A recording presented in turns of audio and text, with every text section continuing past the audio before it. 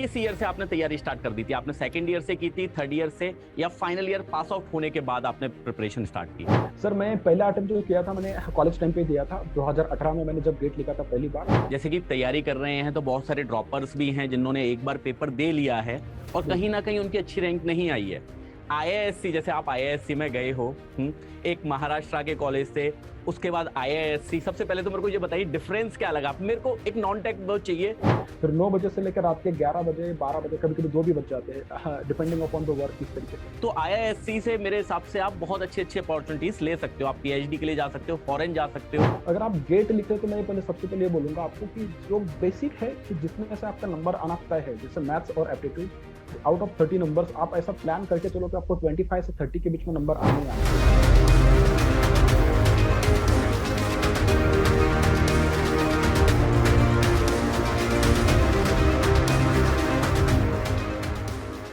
Hello दोस्तों, स्वागत है आपका गेट अड्डा 24/7 पे। और जैसा कि आपको पता है कि यार गेट की तैयारी करनी है या किसी भी चीज़ की है, जब बीटेक इंजीनियरिंग स्टूडेंट, हमें कहीं ना कहीं ये चाहिए होता है कि यार मैं कुछ अपने लाइफ में सोच रहा हूँ या मुझे कहीं ना कहीं जाना है फ्यूचर में। ठीक है, तो उसके लिए मैं कहाँ कहाँ जा सकता हूँ? जैसे कि पीएसयूज होते हैं, मैं आईआईएससी से एमटेक कर सकता हूँ, मैं आईआईटी से एमटेक कर सकता हूँ, मैं फॉरेन से एमटेक कर सकता हूँ।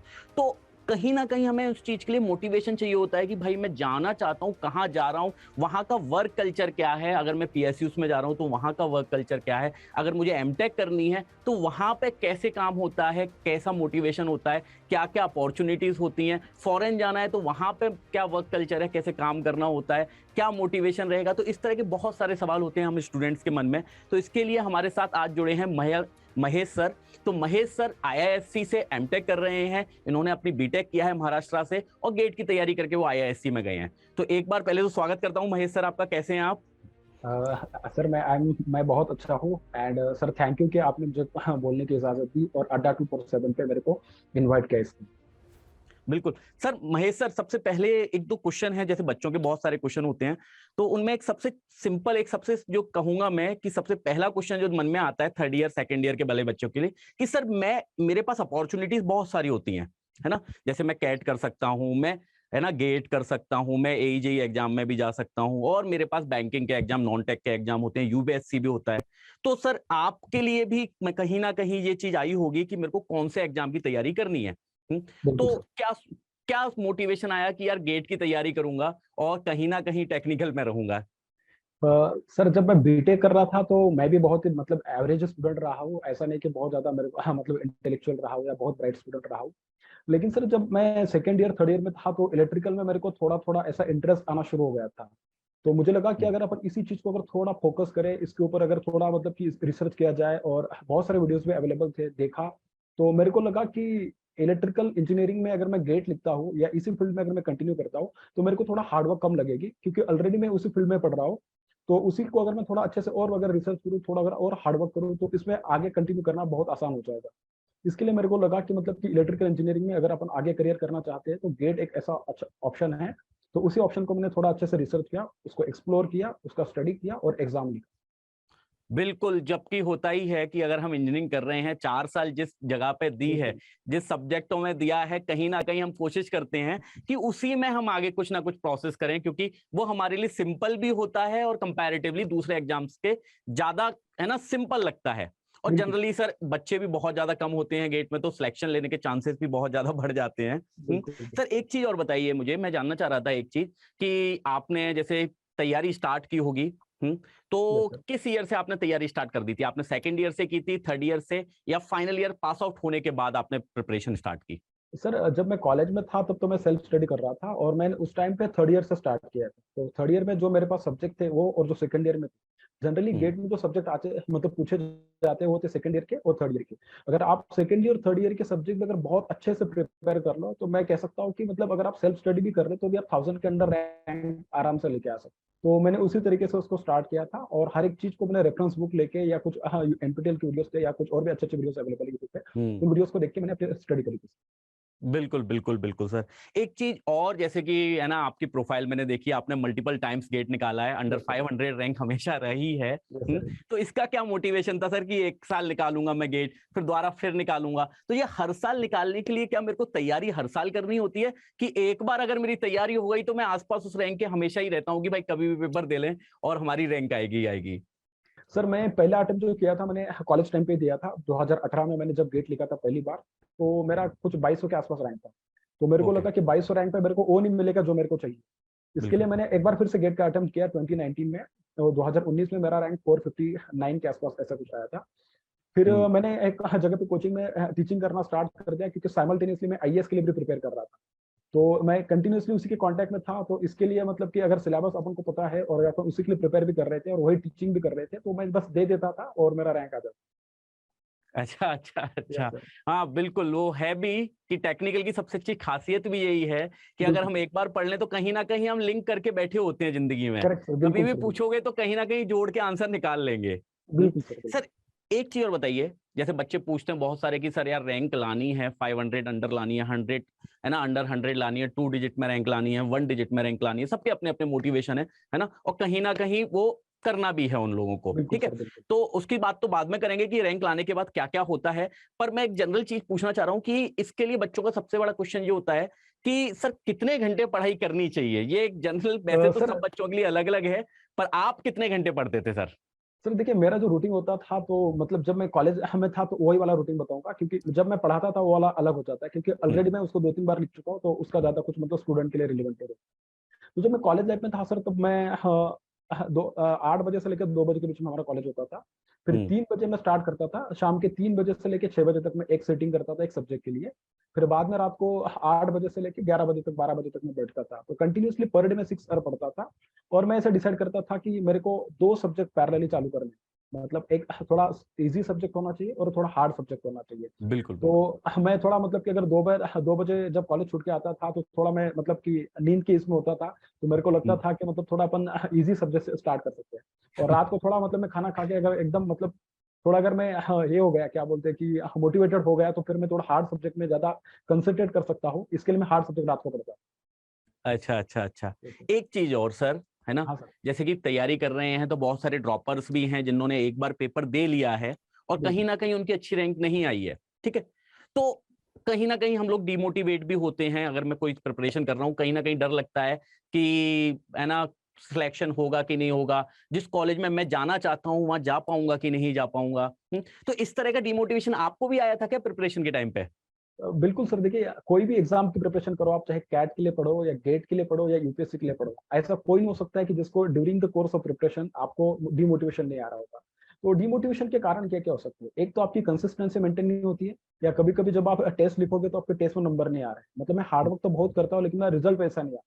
तो सर बिल्कुल। मेरे को लगता है ना कि एक सिंपल में हमेशा जो ऑब्जर्व किया है मैंने कि हुँ, अगर अपन कोई एग्जाम लिखते हैं, एग्जाम लिखने के मतलब उस सपोज 3 घंटे का एग्जाम है, तो एग्जाम के दौरान अपन को कभी-कभी चीजें नहीं आती, जो कि अपन ने पढ़ा होता है तो भी नहीं आती। बिल्कुल। जैसे कि अपन एग्जाम के बाहर आते हैं, अपन को सारी चीजें आती।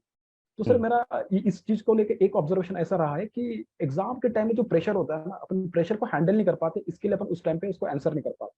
हुँ। तो बस अगर अपन प्रेशर को हैंडल करना अगर सीख लेना तो आसान है कि आपका रैंक भी आ जाएगा, आपके नंबर भी आएँगे। क्योंकि सर इस बार जो इलेक्ट्रिकल 2023 का पेपर था मेरे हिसाब से, तो 50 नंबर पे 110 रैंक है सर। बिल्कुल, बिल्कुल, बिल्कुल। तो मतलब कहने की बात है कि अगर आप 50 नंबर भी अगर आप मतलब अगर आपने एकदम कूल माइंडसेट से अगर एग्ज़ाम लिखा होता, तो भी आप आराम से इतना रैंक लेके आओगे। अगर आप लेकिन इतना अगर मतलब कि बहुत पैनिक हो जाओगे, मतलब कि सिचुएशन को हैंडल नहीं कर पाओगे, तो आपको कितना भी आ रहा होगा ना, आप उस सिचुएशन में परफ़ॉर्म नहीं कर पाओगे। तो मतलब सिर्फ नॉलेज होना सब कुछ नहीं है, आपको उस सिचुएशन में हैंडल करते आना भी बहुत ज़रूरी है। आपको एकदम कामली और पेशेंटली चीज़ों को हैंडल करते आना चाहिए। ये बहुत वो इंपॉर्टेंट फैक्टर है। वो ज़रूरी भी है मेरे हिसाब से, क्योंकि कहीं न बिल्कुल, कहीं हम बहुत ही बड़े लेवल पे जाते हैं। अगर हम एज़ अ इंजीनियर देखें, तो मैं अगर एमटेक कर रहा हूँ या मैं किसी भी ऑर्गेनाइज़ेशन में भी जॉइन करता हूँ, तो मेरा लेवल इतना बड़ा होता है कि मुझे कहीं न कहीं प्रेशर हैंडल करना आना चाहिए। और ये बिल्कुल, कहीं न कहीं तैयारी बहुत अच्छे से सिखाती है कि कैसे यस सर, प्रेशर को हैंडल करना है, बिल्कुल, मोटिवेटेड कैसे रहना है, क्योंकि क्वेश्चंस जो आ रहे हैं, हम जो टेस्ट सीरीज़ दे रहे हैं, है ना? वो हमें बार-बार डिमोटिवेट भी कर सकते हैं और उसको हमें डिमोटिवेशन को कैसे लेना है, वो बेटा सबका अपने-अपने ऊपर है। हम उसको एज़ अ मोटिवेशन ले सकते हैं कि यार नंबर कम क्यों आ रहे हैं, मेहनत बढ़ाओ। कहाँ गलती कर रहा हूँ, मिस्टेक बुकलेट बनाऊँ, बाकायदा मिस्टेक लिखूँ अपनी, ठीक है। और जिंदगी में अगर अपने मिस्टेक लिख ली है हमने, तो बस हमें कोई नहीं रोक सकता, अगर हमारी गलतियां हमको पता है ना। सर एक क्वेश्चन और है मेरा। सबसे पहले तो अब थोड़ी सी कॉलेज की बात कर लेते हैं। बिल्कुल पढ़ाई सर। वढ़ाई की बातें भी थोड़ी देख लें, कि बच्चों को ये जानना भी बहुत है कि आईआईएससी, जैसे आप आईआईएससी में गए हो, एक महाराष्ट्र के कॉलेज से, उसके बाद आईआईएससी, सबसे पहले तो मेरे को ये बताइए डिफरेंस क्या लगा। मेरे को एक नॉन टेक वो चाहिए कि आपको कितना फील आया कि पहले मैं एक महाराष्ट्र के कॉलेज में था जहां से इंजीनियरिंग किया हूं मैं, ठीक है, और अब मैं एक आईआईएससी में हूं, ठीक है, तो इनमें आपको डिफरेंस क्या लगा, कि क्या डिफरेंस है दोनों कॉलेजेस में? सर जहाँ से मैंने बीटेक किया था वो कॉलेज भी one of the premier institute है महाराष्ट्र का, वो भी एक हम्म अच्छा कॉलेज है। लेकिन जब मैं आईआईएससी में आया हूँ तो हम्म, मेरे को लगता है सर कि मैं इंडिया की ऐसी जगह पर बैठा हूँ कि उसके आगे और कुछ नहीं इंडिया में, अगर देखा जाए तो आईआईएससी बैंगलोर में। और बिल्कुल। सर आप सर आपके पीछे जो फोटो लगी उसके पीछे जो जिस लेवल की ग्रीनरी है, हम्म किसी भी लेवल का मतलब फ्रस्ट्रेट अगर आदमी अगर इस मतलब कैंपस में अगर घूमेगा ना, एक चक्कर लगा के आएगा, तो मेरे को लगता है उसका सारा फ्रस्ट्रेशन दूर हो जाएगा। ये बिल्कुल इस लेवल बिल्कुल का बिल्कुल। एनवायरनमेंट है। और सर यहाँ के लोग इतने हेल्पिंग नेचर के मिलेंगे आपको, इतने हम्बल मिलेंगे, इतने पोलाइट मिलेंगे, बहुत नॉलेजेबल लोग मिलेंगे। तो हर एक एस्पेक्ट में अगर मेरे को आप पूछोगे कि आईएससी क्या है, मैं बोलूंगा कि बेस्ट ऑफ बेस्ट जो है वो आईएससी। बिल्कुल सर बिल्कुल। वो है ही है सर, एक इंडिया का अगर बेस्ट रैंक वन कॉलेज है, तो बिल्कुल इसका मतलब ऐसा ही तो नहीं है कि किसी भी कॉलेज से ऊपर ही है, क्योंकि सारे कॉलेज इसके नीचे ही है, क्योंकि बिल्कुल रैंक वन कॉलेज है। एक चीज बिल्कुल और सर, जैसे कि अगर मैं बात करूं आपसे, आपकी इंजीनियरिंग में, बीटेक में भी आपके बहुत सारे दोस्त होंगे, है ना, बिल्कुल उनका बिल्कुल भी एक थॉट प्रोसेस होगा कि क्या करना है लाइफ में, कहाँ तक जाना है। अभी आपके एमटेक में भी दोस्त बने होंगे जो, है ना कहीं रैंकर हैं, ऑल इंडिया रैंकर होंगे सारे के सारे, क्योंकि आईएससी में है।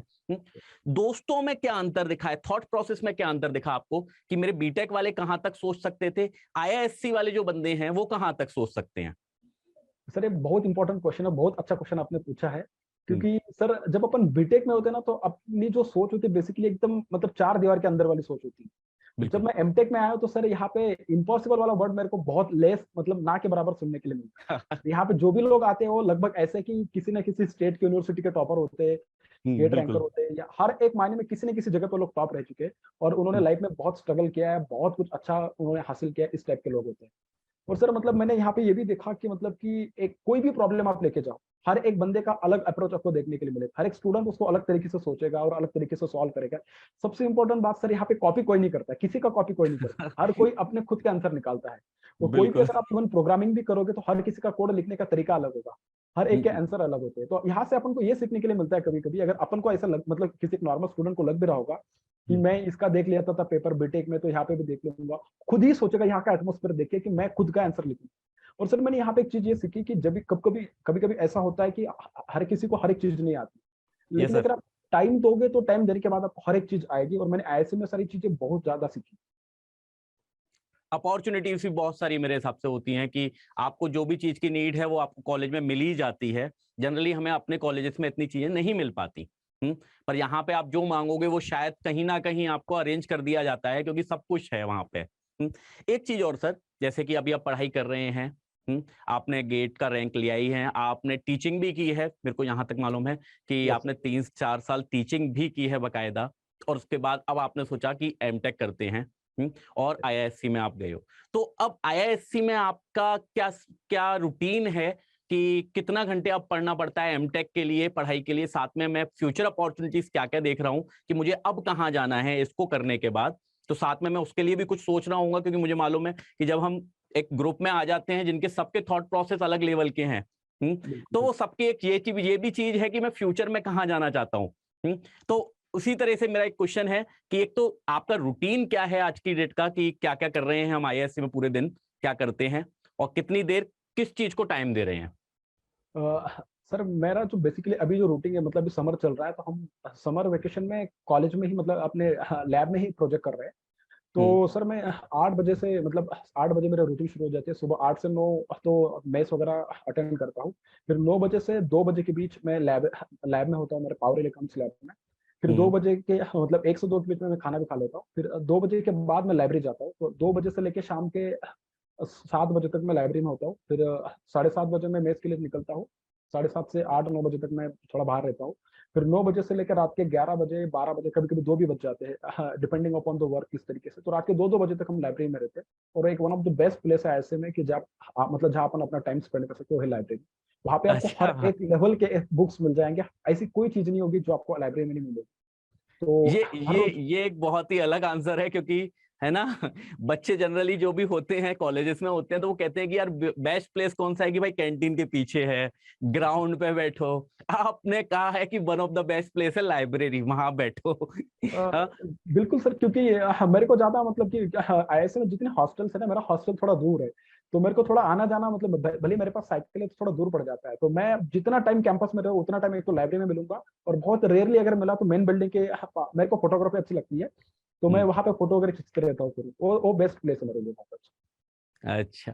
तो ये पर। तो ये तो है ना, वो है ही है कि है ना, हर चीज बहुत दूर होती है, क्योंकि जितने भी सेंट्रल गवर्नमेंट कॉलेज हैं एकर्स में फैले हुए हैं, यानी कि एक बिल्डिंग यहाँ है तो दूसरी बिल्डिंग इतनी दूर है कि हमारा है ना शरीर कभी बड़ा हो ही नहीं पाएगा वहां पे। हमें जितना खाना मिलता है उससे ज्यादा हमें चलना पड़ेगा या साइकिलिंग करनी पड़ती है। बिल्कुल और सर। सभी कॉलेज में साइकिल अलाउड है केवल, इसके अलावा आप बाइक कार नहीं रख सकते। तो ये सारे कॉलेजेस का नियम है कि भाई साइकिल ही होगी या फिर पैदल जाओ, और पैदल जाना है तो आपको 1.5-2 किलोमीटर आपके लिए बहुत नॉर्मल है ना। यस तो सर। आपकी एक्सरसाइज बहुत अच्छे से होती रहती है वहां पे। एक यस सर। चीज यस और सर। सर, बच्चे जैसा कि जानना चाहते हैं कि यार सर मैं गेट करूंगा, मैं पढ़ाई करूंगा, मेरी रैंक आएगी, मैं आईआईएससी में चला भी जाऊंगा, ठीक है, मैंने आईआईएससी में गया, मैंने 2 साल की एमटेक की, इसके बाद मुझे क्या क्या अपॉर्चुनिटीज वहां से मिल सकते हैं। जनरली आप भी ये सोच रहे होंगे कि अब मुझे कहाँ जाना है ना। और एक होता है ना कि जैसे हम है ना बहुत छोटे कॉलेज से हैं, अगर मैं जनरल बात करूं कि प्राइवेट कॉलेज से हैं या कोई स्टेट गवर्नमेंट कॉलेज का है, या फिर कोई है ना इंडिया के भी एक प्रीमियम इंस्टीट्यूट का है, तो उसमें जैसे आईआईटीज और एनआईटीज हटा दो तो जनरली जो कॉलेजेस हैं इसके अलावा, तो उनमें बच्चों का थॉट प्रोसेस होता है कि यार सर 5 लाख की नौकरी मिल जाए, 8 लाख की नौकरी मिल जाए, बस कैसे भी करके मुझे नौकरी मिल जाए। जनरली प्राइवेट कॉलेज के बच्चों का तो ये होता है बहुत सारों का कि यार तैयारी नहीं कर सकता मैं अभी, मुझे तो बस एक जॉब मिल जाए 3 लाख की, 4 लाख की। तो यहां से लेके 10-8 लाख तक सबका माइंडसेट खत्म हो जाता है कि बस इतने की मिल गई तो बहुत है। तो आईआईएससी में क्या अपॉर्चुनिटीज होती हैं एमटेक के स्टूडेंट्स के लिए, कि वो कहां कहां जा सकते हैं और क्या क्या सोचते हैं कि कहां जाना है। सर एक एमटेक में जो लोग आते हैं उसमें अगर मैं बोलूँ तो 60 to 70% लोग जनरली प्लेसमेंट लेना बहुत प्रेफर करते हैं। और यहाँ पे प्लेसमेंट हर किसी का, एवरीबडी विल गेट प्लेस। ये तो मतलब पहले दिन आओगे उसी दिन आपका फिक्स हो जाएगा कि आपका प्लेसमेंट होना ही होना, उसमें कोई दिक्कत नहीं। तो सर सबसे अच्छी बात ये है ना कि अगर आप आईएसए में एडमिशन लिए और आप एमटेक कर रहे हो तो यहाँ का कोर्स वर्क इस तरीके से डिजाइन है कि आपको रिसर्च में ऑटोमेटिकली इंटरेस्ट आना शुरू हो जाएगा। तो हर किसी मतलब कि जो और ज्यादा अच्छे से मेहनत करता है तो उसको लगता है कि यहाँ पे पीएचडी करना चाहिए। तो बहुत सारे लोग एक तो आईएससी से पीएचडी कर लेते हैं जो एमटेक कर रहे हैं, एमटेक के बाद तुरंत कंटिन्यू भी करते हैं पीएचडी में। और कुछ लोग होते हैं कि यहाँ से एमटेक करके फॉरेन यूनिवर्सिटीज में पीएचडी के लिए अप्लाई करते हैं। तो आपको मतलब कि इंडस्ट्री में भी जाने का मौका है, आपको रिसर्च में जाना है तो उसके लिए भी जाने का मौका है, आर&डी में जाना है तो उसमें जा सकते हो, या पीएचडी करना है तो उसके लिए भी जा सकते हो। तो पोस्ट डॉक करना होगा तो मतलब कि बहुत सारे अपॉर्चुनिटीज है अगर आप आईआईएससी से कर रहे हो। हाँ, यानी कि अगर आपको रिसर्च में अगर जाने का मन है, बहुत बच्चों का ये होता है कि सर रिसर्च में जाना है मुझे लाइफ में, है ना। और इसरो बार्क ऐसा तो नहीं है कि सर यही रिसर्च कराते हैं। तो आप लोग बेटा, जो भी लोग हैं जिनको ऐसा लगता है कि यार मैं रिसर्च में जाना चाहता हूँ या कुछ करना चाहता हूँ, कुछ नया करना चाहता हूँ जिंदगी में, तो आईआईएससी से मेरे हिसाब से आप बहुत अच्छी अच्छी अपॉर्चुनिटीज ले सकते हो। आप पीएचडी के लिए जा सकते हो, फॉरेन जा सकते हो, और एक बड़ी अपॉर्चुनिटीज देख सकते हो कि भाई रिसर्च में हम वर्ल्ड लेवल पे कैसे आ सकते हैं। तो मेरे हिसाब से वो आईआईएससी एक बहुत अच्छा रास्ता है उसके लिए। हम्म। बिल्कुल। सर एक चीज और, आपका क्या फ्यूचर प्लान है सर मैं एज अभी तो आईआईएससी स्टूडेंट? आपका अब क्या फ्यूचर प्लान है, क्या करेंगे अब हम एमटेक के बाद? सर एक बहुत अच्छा क्वेश्चन आपने पूछा है, क्योंकि जब मैं एमटेक ज्वाइन किया था तो मैं प्लेसमेंट लेके जॉब करूंगा ये मैं सोच के आया था। हम्म, तो लिटरली मैं मतलब वैसे माइंडसेट से आया था। और मैं अभी जिस तरीके से पढ़ रहा हूँ और जब हमारा टीचिंग मतलब कि करिकुलम स्टार्ट हुआ और जिस तरीके के असाइनमेंट और एग्जाम्स यहाँ पे होते हैं, सर मतलब यहाँ का एटमोसफेयर इस तरीके से कि ये they will compel you to think about that particular topic. तो आप रिसर्च के पॉइंट ऑफ व्यू से सोचना स्टार्ट कर ही देते हो। तो मेरा भी ऐसा प्लान है कि मैं 1-2 साल जॉब करूंगा यहाँ से प्लेसमेंट लेके, उसके बाद मैं पीएचडी करने का प्लान है। अच्छा, यानी कि हमने भी सोच रखा है कि करनी पीएचडी है ही है। बिल्कुल सर, क्योंकि आप आईआईएससी से अगर पढ़ रहे हो ना तो यहाँ की हर एक चीज आपको वाई इस तरीके से स्टार्ट करती है सोचने के लिए। तो इसके लिए आप रिसर्च की ओर जाओगे ऐसा, मतलब मैंने जितने मेरे फ्रेंड्स देखे हर कोई रिसर्च के लिए जाना चाहता है यहाँ पे, भले ही वो ओके। प्लेसमेंट के पॉइंट ऑफ व्यू से भी आया होगा तो भी, क्योंकि यहाँ का एटमोसफेयर उस तरीके से और बहुत अच्छा लगता है सर जब आप किसी चीज को बहुत अच्छे से इन डेप्थ अगर आप जानने की कोशिश करते हैं। बिल्कुल सर, जब होता भी है ये चीज कि अगर हमें अपॉर्चुनिटीज मिलती है तो कहीं ना कहीं बच्चे को जब दिखता है कि यार रिसर्च में मैं बहुत कुछ कर सकता हूँ लाइफ में, तो मैं एक कंपनी में फंस के क्यों रहूं। जनरल ये भी रहता है कि यार क्यों एक काम को करते रहो, बोर होते रहो, इससे अच्छा कुछ नया। और एज ए इंजीनियर अगर देखा जाए ना, तो हम जनरली बोर हो जाते हैं चीजों के साथ जल्दी। बिल्कुल सर, बिल्कुल।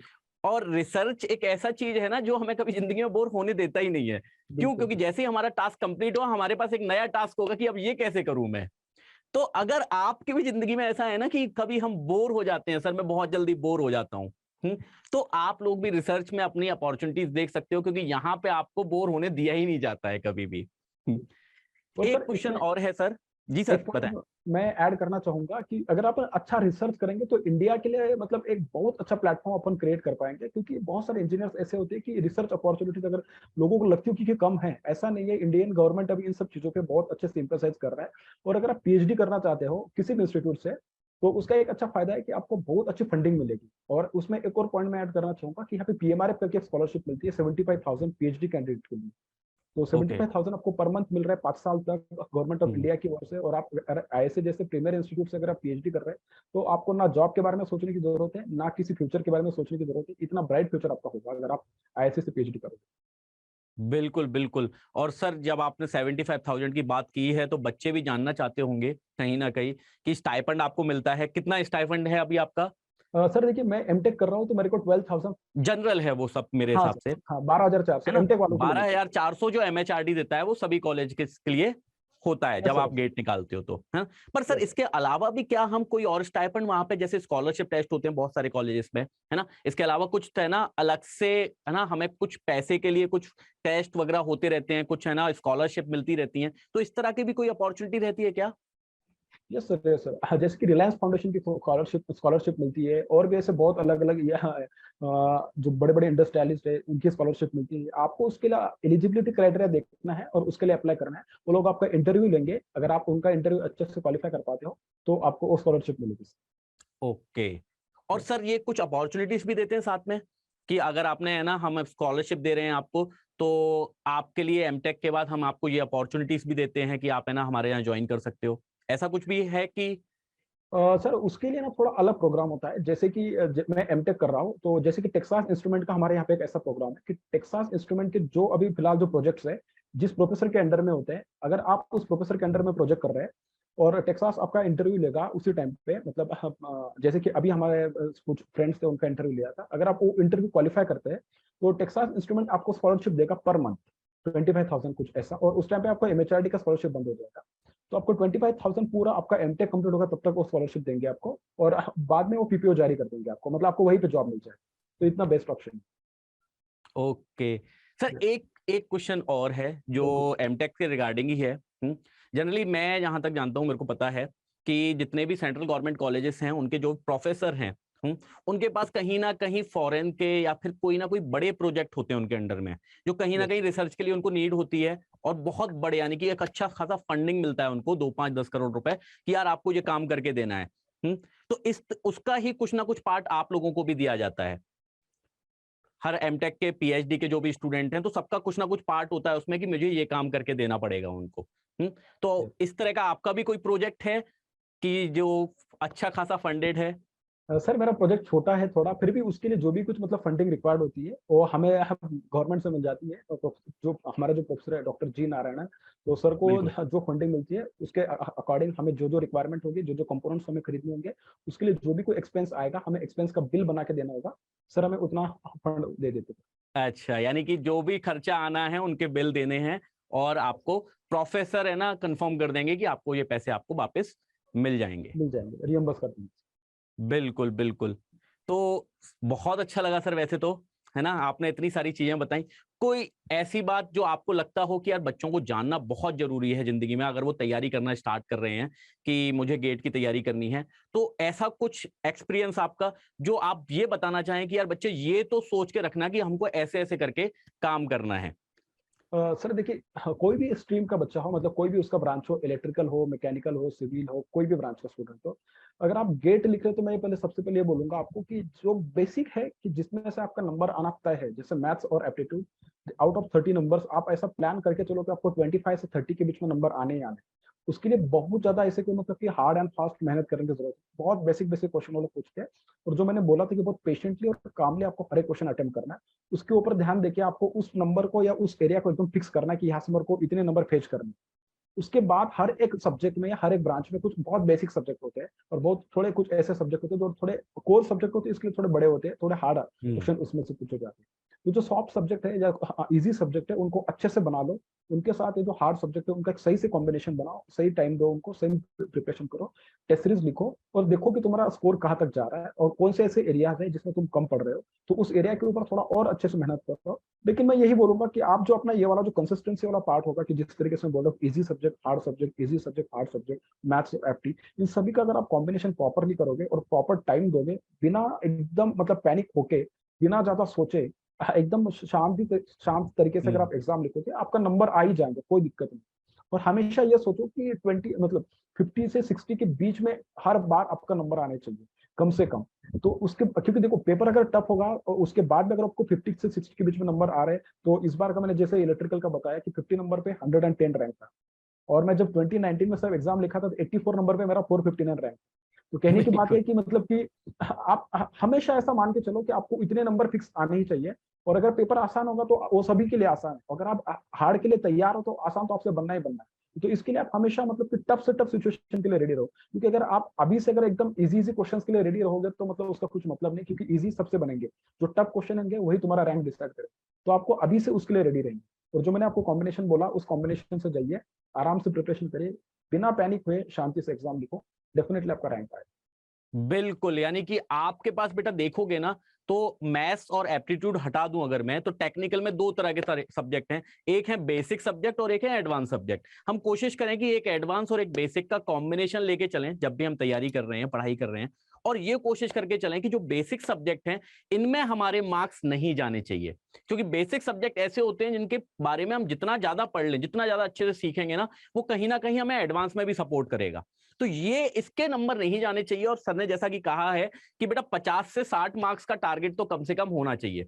कोशिश करें कि हम लोग जो कर रहे हैं सॉल्व, हमारे पास 90% क्वेश्चन है, हम कोई भी अप्रोच ऐसी नहीं हो कि हम तुक्के लगाएं। कोशिश करें कि जितना आता है उतना ही सॉल्व करें, क्योंकि हमको वहां पे पेपर में नहीं पता होता कि कैसा पेपर है, टफ है सिंपल है, ये तो हमें बाहर आके मालूम पड़ता है जब लोग बताते हैं कि पेपर टफ है या पेपर सिंपल है। तो ये नहीं सोचना है वहां पे बैठ के कि पेपर कैसा करना है या कितने मार्क्स, पर ये कोशिश जरूर करें महेश सर के हिसाब से कि 50 से 60 मार्क्स का तो टारगेट लेके कम से कम चलना ही है कि भाई इतने मार्क्स तो चाहिए। तो चलिए सर सर, बहुत बहुत इसमें शुक्रिया। एक जी और सर। बात मैं ऐड करता हूँ sir, sorry to add it. Sir मैं बोलूंगा कि जब भी स्टूडेंट कोई एग्जाम अटेंड कर रहा है, मतलब कि गेट का पेपर लिख रहा है सपोज वो, हाँ, तो उसको ना सर जब भी क्वेश्चन वो पूरा पढ़ेगा, पढ़ने के बाद उसको लास्ट में ये देखना जरूरी है वो जो आंसर उसने पूछा है कि कौन से यूनिट में उसने पूछा है, कि मिलीग्राम है, ग्राम है, किलोग्राम है। क्योंकि अगर आप पूरा क्वेश्चन सॉल्व कर रहे हो और आपका आंसर गलत हो रहा है, इसका बस एक ही मतलब हो सकता है कि आपने क्वेश्चन को सही से पढ़ा नहीं। तो उससे जो लास्ट में बिल्कुल बोला बिल्कुल, होगा, स्ली मिस्टेक बिल्कुल जिनको कहते बिल्कुल हैं, बिल्कुल, तो उनको बस अवॉइड करना होता है। बिल्कुल बिल्कुल क्वेश्चन को तो वो दो बार प्रैक्टिस से आएगा।